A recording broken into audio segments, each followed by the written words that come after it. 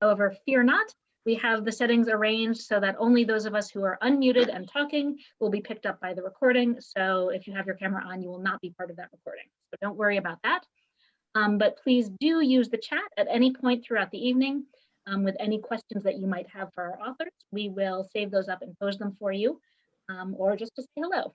So please make good use of the chat box throughout the night.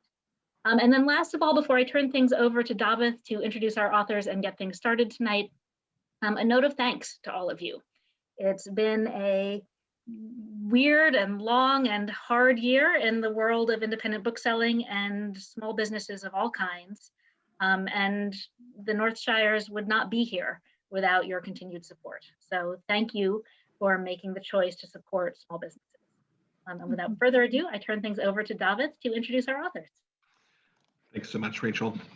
Well, it's my great pleasure to welcome back to Northshire Charles Fergus for his new book, The Nighthawks Wing. I had the great pleasure of hosting Charles at Northshire's Manchester, Vermont location for the publication of the first in his new Gideon Stoltz Historical Mystery series. That book was A Stranger Here Below, which is out in paperback now, and Pulitzer winner Geraldine Brooks said was deeply imagined and intricately plotted. Besides these mysteries set in the 1830s Pennsylvania, Charles also writes books about nature and wildlife.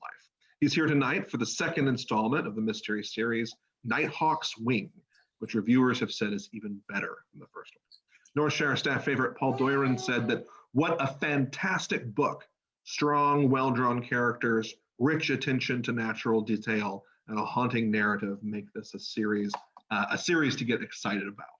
We're lucky to be joined tonight by Beth Kanell, a Northeast Kingdom, Vermont mystery blogger and novelist. This Ardent Flame, the first book in a new historical novel series set in Vermont, it's going to be out next month.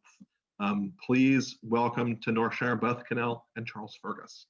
Charles, why don't you start us off? Tell us a little bit about Nighthawks Wing before we move into a little reading. Okay, happy to do so. Gideon Stoltz, my main character, is a young sheriff in the Pennsylvania backcountry in 1836. He needs to investigate the murder of a woman whose badly decomposed body has turned up in a sinkhole. Folks in the Pennsylvania Dutch farming community where she lived call her a witch. Gideon is suffering from a head injury after falling off his horse, and he can't remember anything from the time of the woman's death. As flashes of memory return to him, though, he realizes that not only did he know the woman, but he was with her the night before she died. Gideon is estranged from his wife, True, following the death of their infant son the previous autumn, and that takes place in A Stranger Here Below, the first mystery in the series. True possesses unwelcome powers of second sight, and she's visited by a vision of Gideon lying bound in a dark place. So she decides to get on a horse, even though she's not a competent rider, and go to him. And the scene that I'm going to read takes place in True's grandmother's cabin, which is in an isolated valley in this isolated part of Pennsylvania, a mostly wooded area with a few settlements and houses and bad roads in between.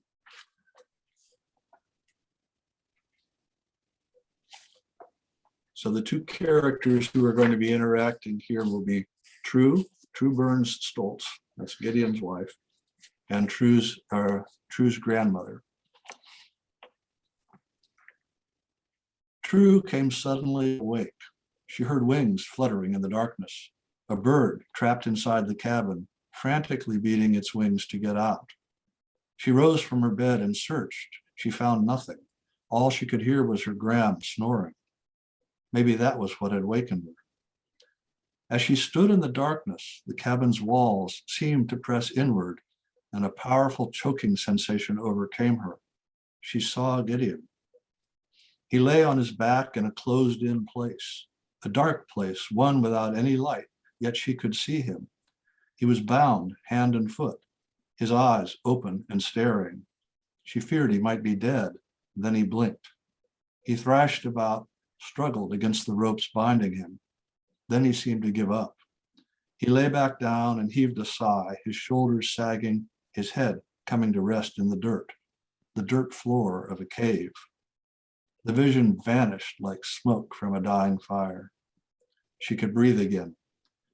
She stood there panting, blood pounding in her temples. A dream? A waking dream? No, it was real. She had seen him. She had seen Gideon.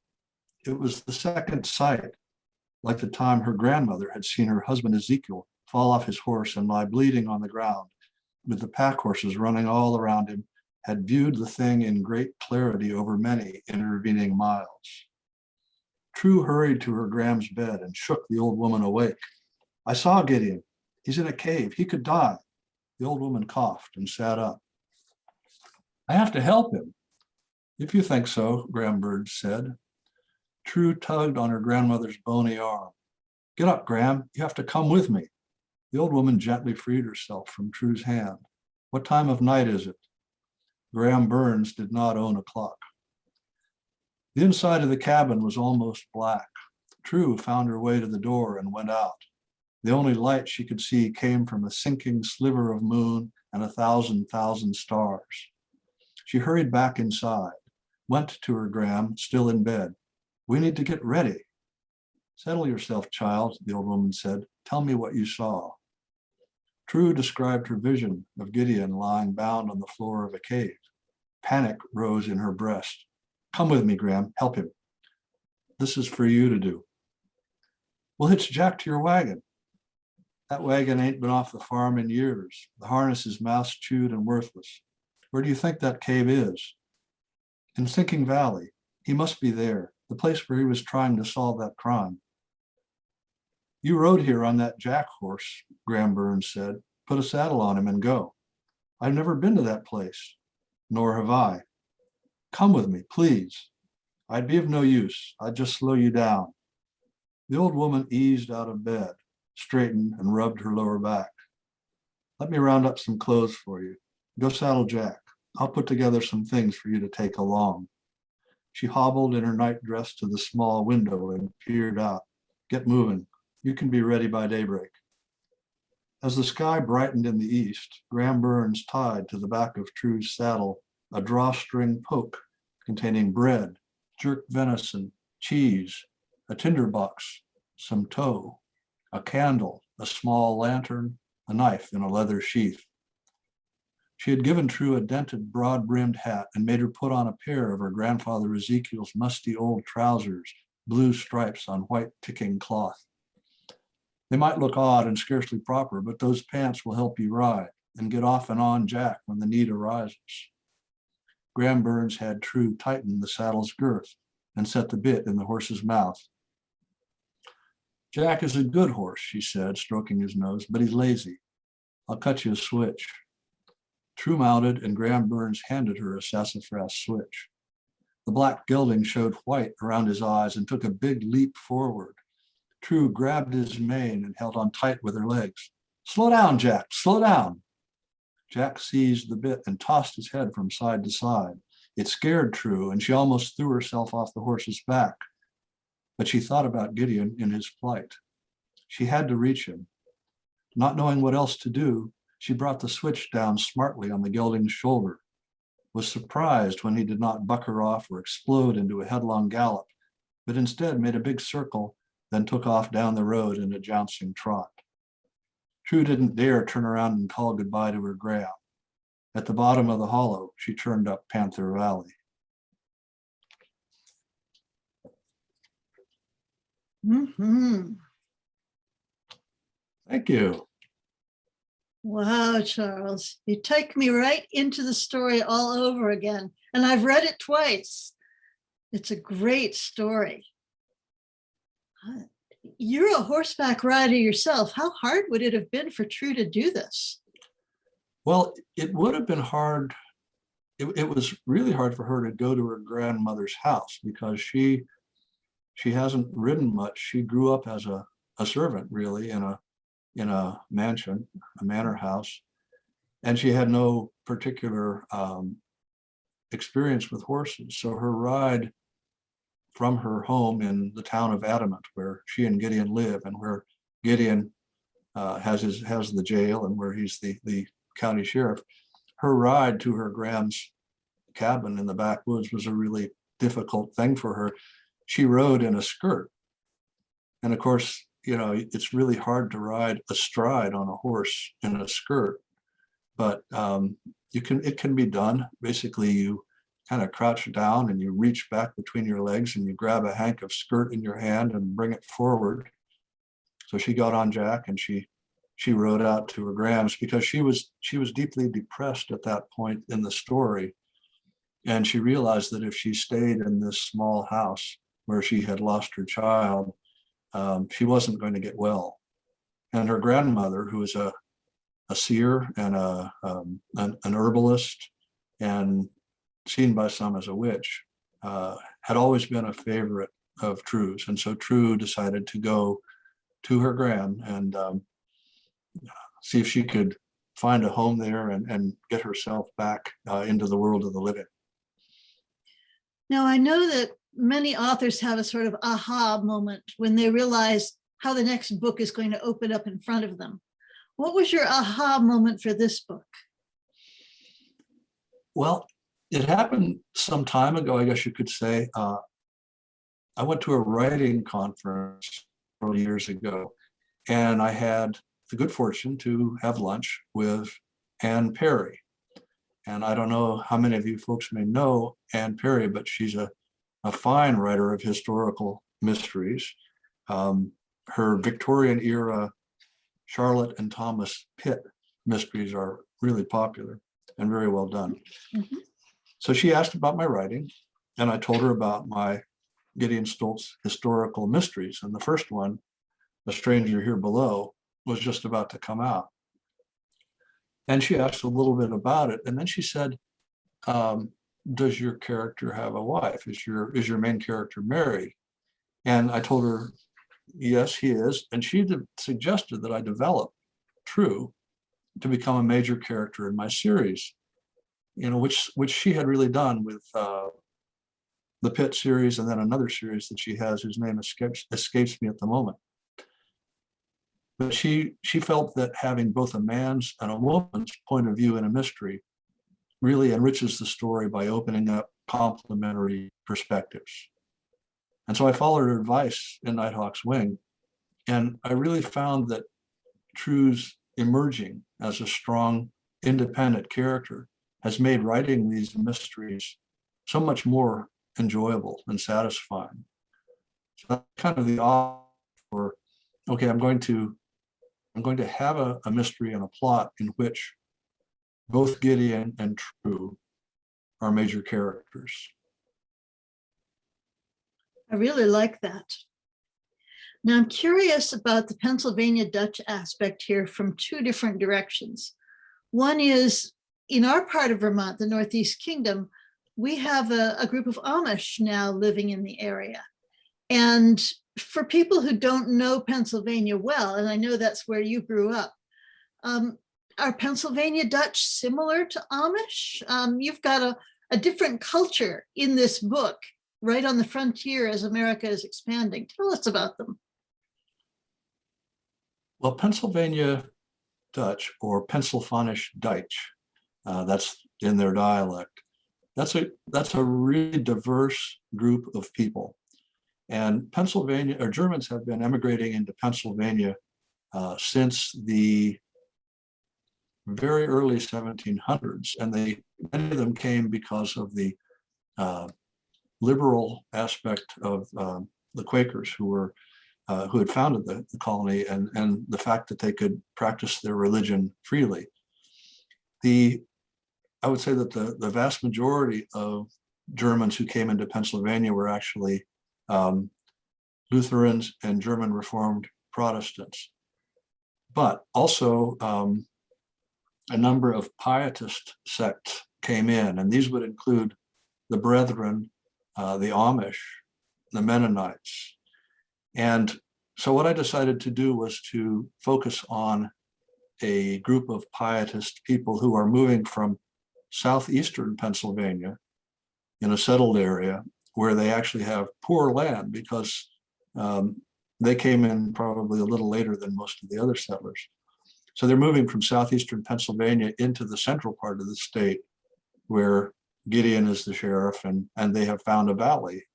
And this is often what pietist groups, particularly the Amish and the Mennonites, do, and that is to identify an area where the land is affordable and where they can move as a group and establish a community.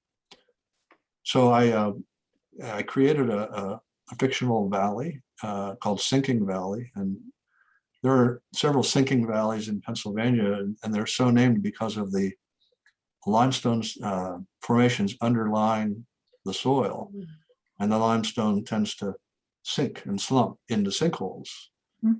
So anyway, this group of people have relocated to this valley in central Pennsylvania, and I actually modeled the valley on an existing valley in central Pennsylvania, not too far from where I live, and it's where my college roommate Earl Schreckengast came from. And as you can probably tell, that's a good Pennsylvania Dutch name. But I've grown up among people who were Pennsylvania German. My background is English and Scotch Irish. Fergus is a Scotch Irish name. And nowadays, really, the two cultures are completely merged, and the accent is the same. It's a Central Pennsylvanian or an Appalachian accent. It's not a Pennsylvania German accent really in this area anymore. But back in the 1830s, you would have had more stratification or differences in the culture, and probably more reluctance to mingle between cultures. And in the case of Gideon and True, Gideon Stoltz is Pennsylvania German. He has come to this part of the world from Lancaster County, Pennsylvania, which is down in the settled southeastern part of the state. And he fell in love with and married True Burns, and that is a Scotch-Irish name. And True's family, including Graham Burns, have lived in central Pennsylvania since before the Revolutionary War. They were really the pioneers in that area. So you've got these two cultures meeting as this couple gets together and make a life with one another.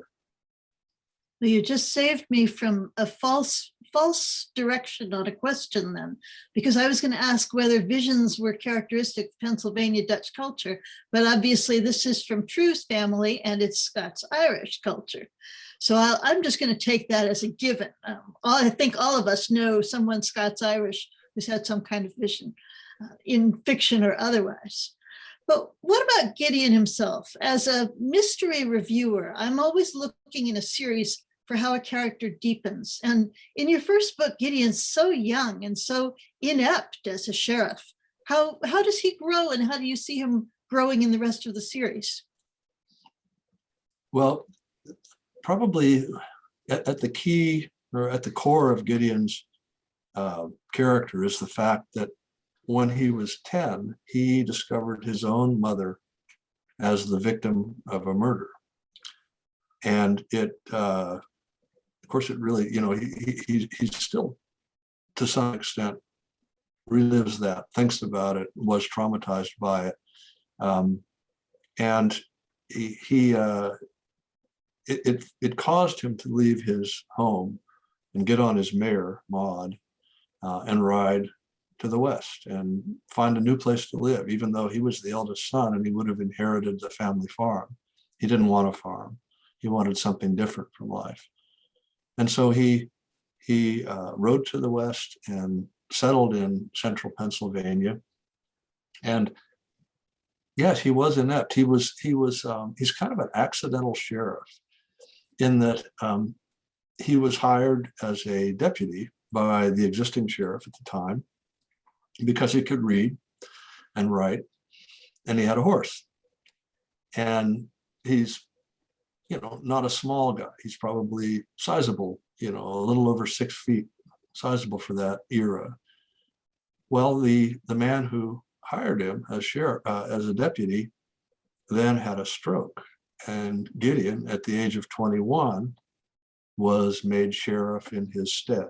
You know, probably the township leaders decided, oh, well, we can just hire this young guy. He'll be cheap. And so he's had to kind of learn on the fly how to be a sheriff. He had, as a mentor, a judge, and his relationship to Judge Hiram Biddle is at the core of A Stranger Here Below, the first mystery in the series. But now Judge Biddle is gone, and Gideon is probably a bit more confident, but he's still feeling his way to some extent. I think you, Beth, pointed this out, and you used the word as a verb in a very, I think, pertinent way. You said Gideon is othered. So he's a German, he's a Pennsylvania German, he's in a clannish Scotch-Irish area, and he's a figure of authority, so he's resented. So that's something else he has had to deal with as he has tried to develop and become a more effective sheriff in I guess it's been 2 years now that he has had this job. And, you know, that's something too, we talk about verisimilitude and being true to history. Well, it so happens that in Pennsylvania at that time, you could be a sheriff for 1 3-year term.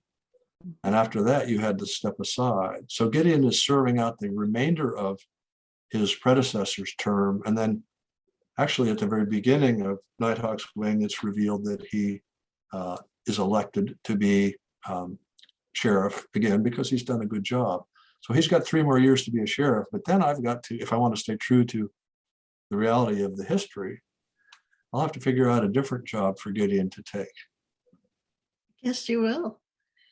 Now, part of the emotional resonance of your series, I think, comes from your personal investment in some of the events that Gideon's experienced.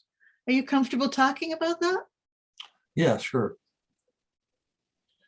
Yeah, what Beth is getting at here is that my own mother was murdered in 1995, and I found her body, and ultimately ended up testifying in the trial of the man who murdered her. And I was the executor of her estate as well. So I was, you know, and she and I had been very close. We lived in the same county, and we often saw one another. And so it was quite a blow. And I did an early draft of the first novel, and I gave it to a friend, a reader, and I said, you know, what do you think of this? And she said, well, it's a pretty good mystery, but, you know, you have a unique experience, or at least an uncommon experience, in that you have lost a family member to murder. Why don't you bring that into the story? You know, and it was kind of, I think it was a bold thing to say, and it kind of scared me at first. Do I really want to revisit this situation? But I did. I decided to do that, and you know, so really, you know, essentially, I would say that I've tried to present the reality of murder, how it affects family members, how it affects communities, how it affects friends of a victim, a murder victim, and how it affects the people who must try to solve crimes in which murder is involved. So that's been one of my goals in writing this series, is to really present the phenomenon of murder in a realistic way. And I of course, probably most of you are aware of the category of mysteries known as cozies, in which murder is kind of looked at glancingly. In some cases, in some cozies, it's even almost treated comically. And I have never liked those kinds of mysteries, because I think that murder is just too monumental of a human behavior, too horrific of a human behavior to treat lightly.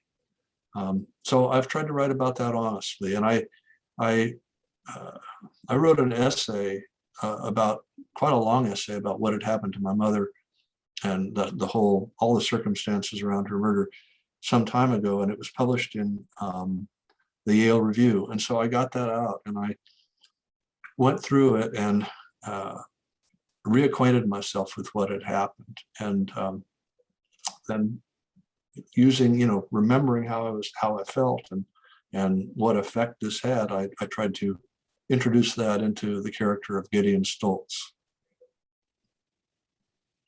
I think you've done it really effectively. And I think that's part of why this series stays on my front shelf where I want to reread something powerful. This is the series I grab.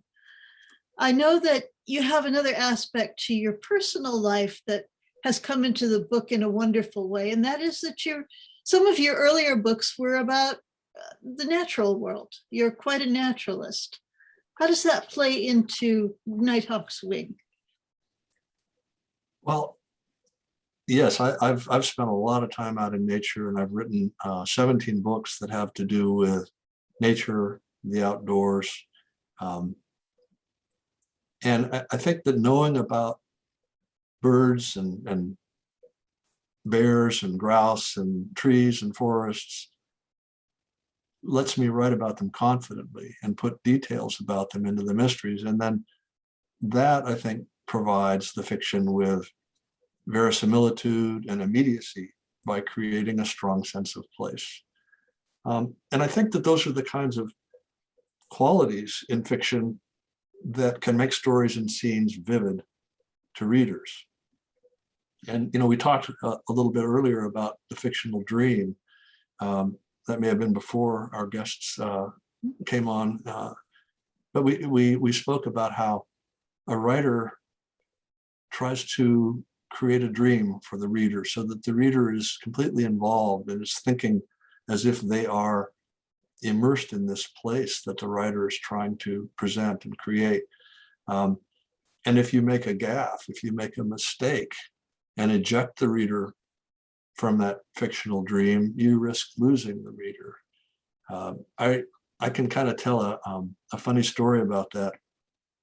Years ago, I decided to read The Andromeda Strain, which is a techno thriller, I would say, and a huge bestseller by Michael Crichton. So it starts off with this team of scientists and soldiers approaching a town in the Arizona desert at night, and some sort of a spacecraft has landed or impacted near the town, and apparently some sort of a microorganism has been loosed, and it's very quick acting, and it kills people very, very rapidly. And so the scientists and the soldiers are approaching the town with their night vision goggles and their guns. They want to, keep this event closed in and cut off from the rest of the world. And all of a sudden, they really don't know what's happened. They don't really know that all these people are dead, but all of a sudden they realize that vultures are flying all around them in the sky. Well, guess what? Vultures don't fly at night. So, Crichton really shattered the fictional dream there. And I just kind of found it difficult to take the rest of the book seriously. And I may not even have finished it. I know some writers, they might make mistakes about horseback riding or about firearms, but I forgive them because the rest of the book is so good. Well, the rest of Crichton's book wasn't so good, so I didn't forgive him. All right, so we've had our book review segment here too.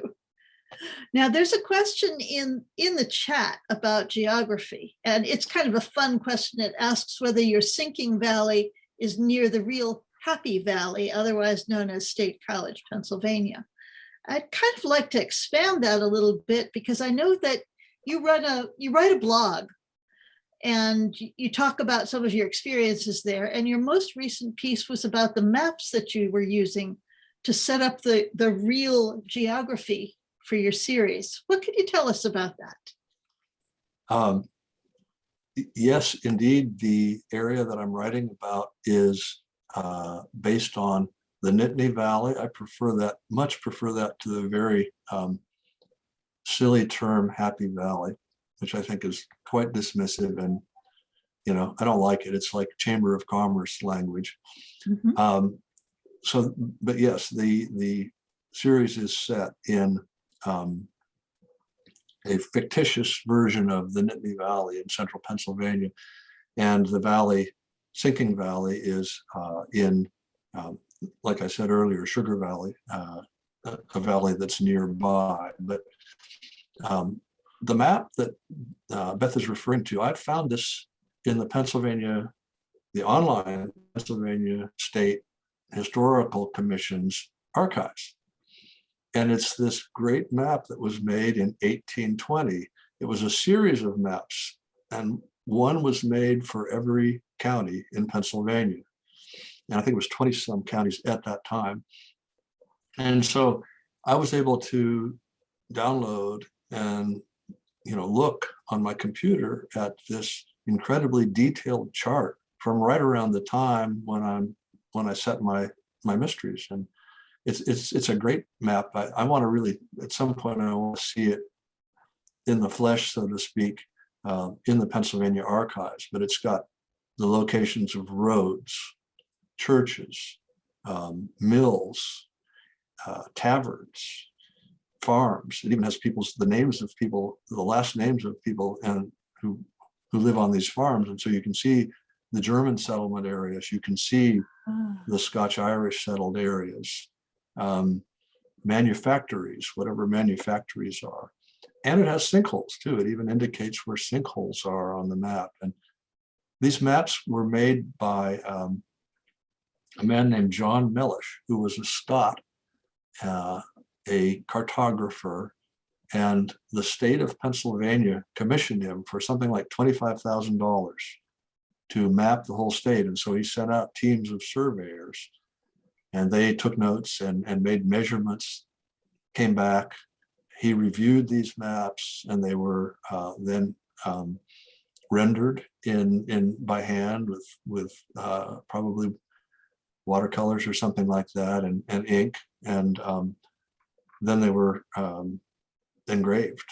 So it's just, and they have the originals down at the Historical Museum Commission in Harrisburg. And I really, that's on my list of one of the things that I'm going to do when I make my next research trip back to Pennsylvania. Now, a question came up before we opened up to our readers here, and I think it was Rachel who brought it up. Do you ever find yourself following up on research with so much enthusiasm that it's hard to get back to the writing? Yeah. How do you handle that? Well, sometimes I don't handle it all that well, I guess. I do tend to read something and take notes, and I take notes by hand, which is a really antiquated way to do it. I don't type them into my computer like my wife, who's also an author, does. So she can find stuff much faster than I can often if I'm thinking, okay, well, where was that? Well, all she has to do is a keyword search. Well, me, I've got to shuffle through papers. So I guess what I tend to read deeply, take notes, and then I try to put it aside.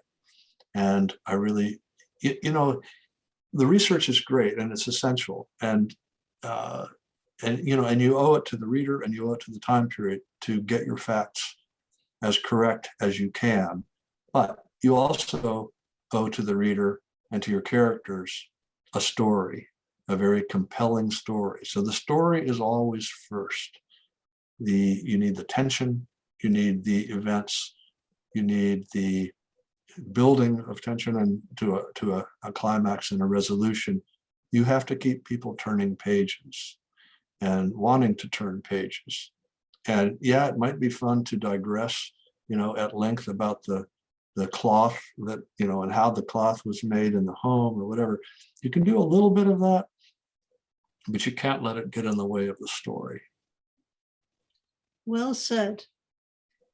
Of course, I have another question, but I want to stop and invite Rachel and David and anyone else to come in at this point with some other questions.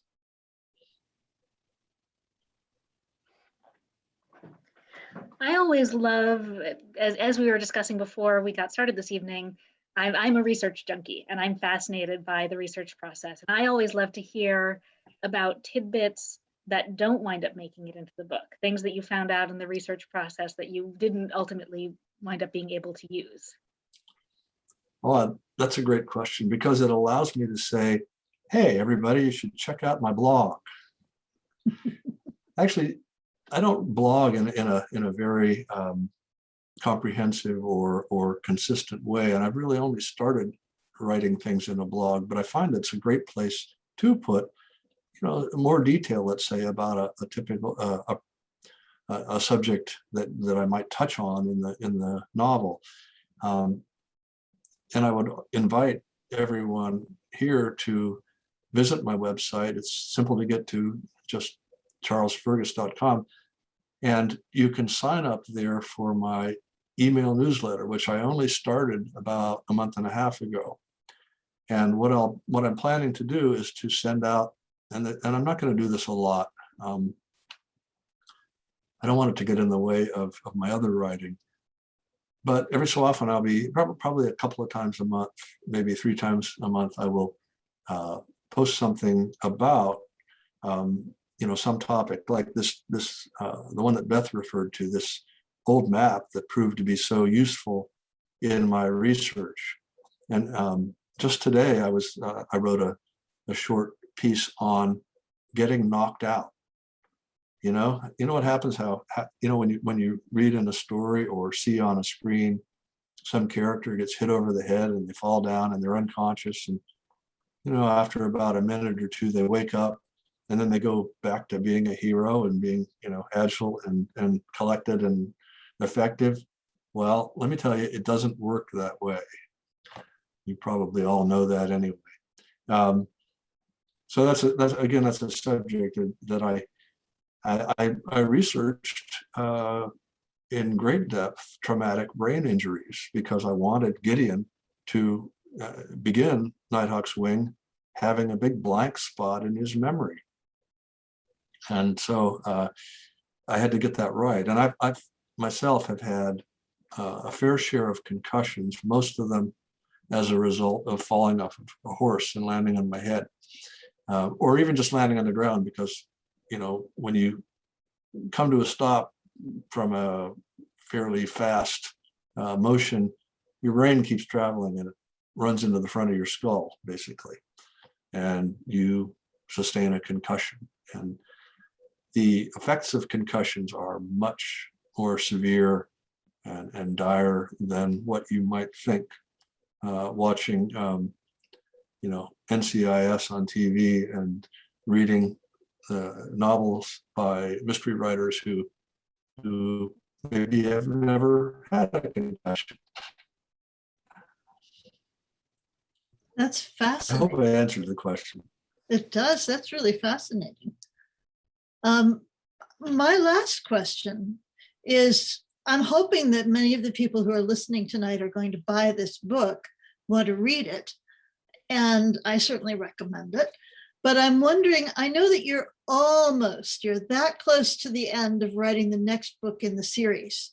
So what could people, especially people new to your series, be watching for in this book that will give them a hint about where the next book is going? Well, that's a great question. Thank you for asking it. Yes, I'm about 90% of the way through a draft of the third mystery. And this third mystery focuses on fugitive slaves. And this is a topic that Beth has written about very skillfully in her young adult novels. And so there's a character about 2/3 or 3/4 of the way through Nighthawks Wing, whom Gideon meets in an isolated settlement. And this is a young Black man. He's a boy, really. He's 13 and he's undernourished and he's thin, and Gideon, he sticks out like a sore thumb in this in this really slovenly, otherwise white settlement. And Gideon meets him, and while Gideon's in this settlement, he gets into a fight with a thug, for lack of a better word, who also happens to be the local constable. And after Gideon takes care of the situation and is, pretty well chewed up around the edges, this young black man finds him as he's washing himself off in a creek, and says, "You better get out of here, because Thaddeus Kirkwood's brothers are coming to get you." And so Gideon decides to take a kind of a little used track up through the mountains. And the lad says, "I will tell them that you went on the main road." Gideon says, "Well, they won't see my tracks." And the young man says, "Yeah, but so-and-so just rode down that road a while ago, and they'll think that those tracks are yours." So this young man helps Gideon out of a jam. And in the third mystery, which is untitled so far, Gideon has a chance to help this young man too, who is a freedom-seeking person. He's a fugitive, and Gideon is put in the dilemma of having to either enforce the federal fugitive slave law of 1798, I think it was, that requires any law enforcement official to return an escaped servant or slave to their owner, or he could enforce the 1826 Pennsylvania anti-slavery law, which was in direct, opposition to the federal law. So Gideon has a decision to make here, and you can probably guess which way he's going to go on this one, because Gideon's a pretty nice guy. Well, I certainly hope he'll go the direction I want him to. There's a question in the chat about whether it's important to read your books in order. And that's actually a question I deal with a lot as a mystery reviewer. I'm going to say that your books are strong enough that if someone wants to, they can jump right into any one of them. But there's kind of a treat about reading them in order right now, which is that the paperback for A Stranger Here Below just came out, didn't it?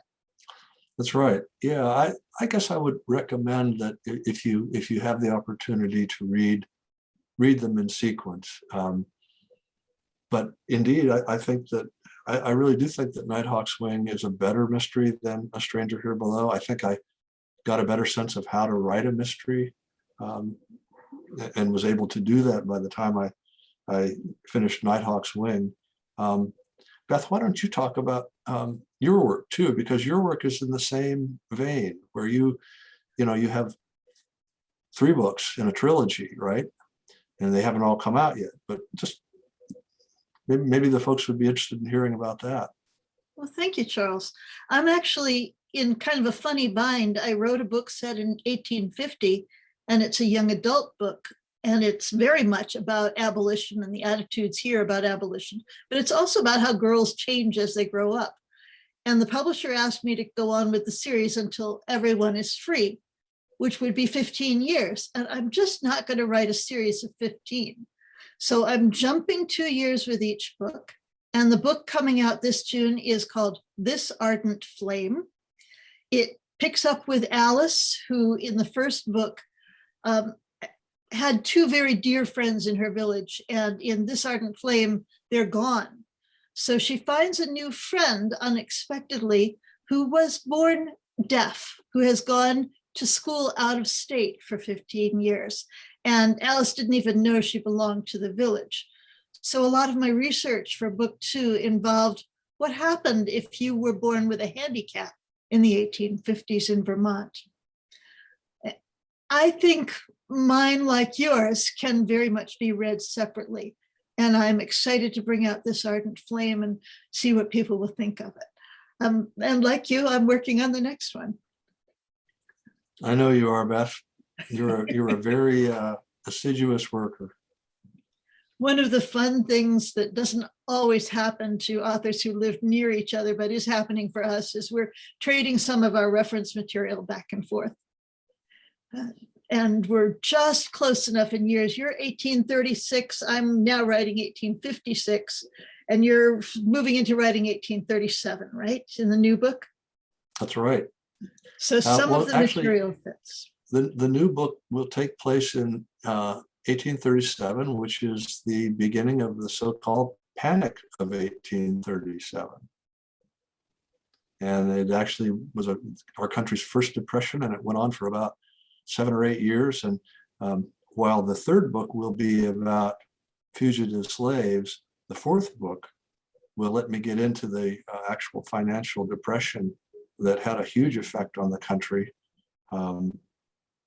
So that's one of the neat things. I think Beth would probably agree that, you know, you can incorporate these dramatic events in our history into your novels, and it just brings an extra, I think this is why people love historical fiction. It brings an extra element, and it more or less lets you learn or teaches you in a very painless way what life was like at a time long ago that maybe isn't really that different from today. Thanks so much, Charles. I've got a question for you as well. So you've written, I believe I said 19 books. So tell me a bit about how your books on nature and wildlife, how that informs your mysteries. Yeah, actually, I've written 20 books. It turns out that Nighthawks Wing is my 20th. And some of my other books have been Trees of Pennsylvania, Wildlife of Pennsylvania. I wrote 3 books about hunting, bird hunting, grouse and woodcock hunting. I wrote a book called Natural Areas of Pennsylvania, where I visited each one of the state's 50-some natural areas, which included a lot of old growth timber stands. In other words, the atmosphere or the landscape the exact way it would have been in the 1830s. So I would say that, you know, having this understanding of nature and having spent a lot of time in nature in all weathers, in all seasons, kind of puts me maybe closer to the 1830s and what people would have experienced and what they would have needed to do. I'm also a horseback rider. You know, back then you had most the roads were mostly, in this part of the world, at least in central Pennsylvania, they were mostly just, and it certainly would have been the case in northern Vermont, tracks through the forest where the trees had been cut off below wagon axle height. So you still had the stumps of trees in the roads, and you had rocks, and so it was really difficult to get around. And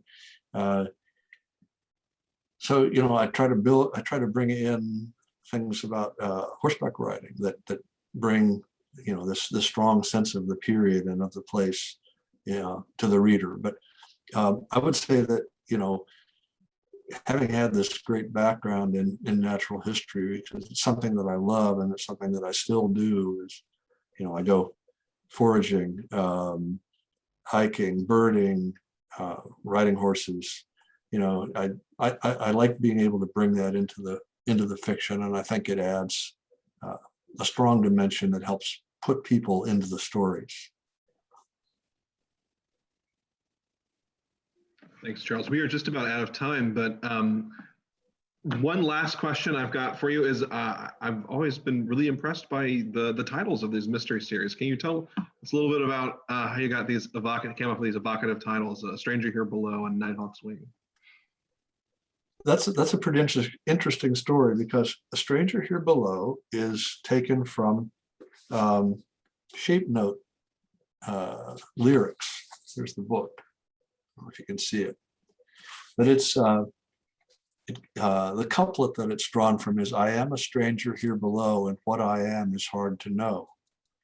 And the story hinges on the appearance of a stranger who claims to be a man who was murdered 30 years earlier. So I start off each chapter in both books with an epigram. And they're drawn from shape note lyrics. So here's one: on slippery rocks, I see them stand, and fiery billows roll below.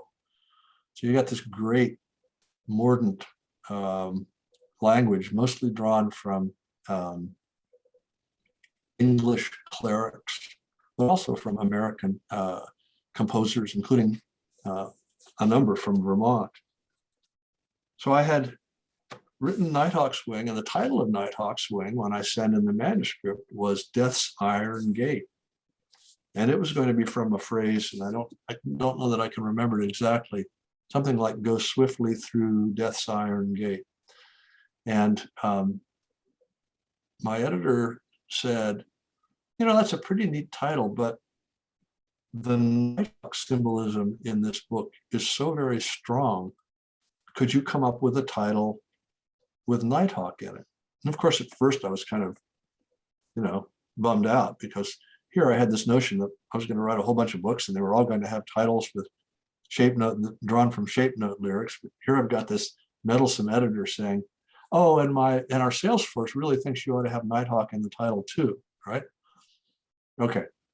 So I started thinking, and I came up with Nighthawks Wing. And then it's sort of a neat thing happened in that I was looking around for Nighthawk images, because my editor then said, can you find a Nighthawk that we can put on the cover?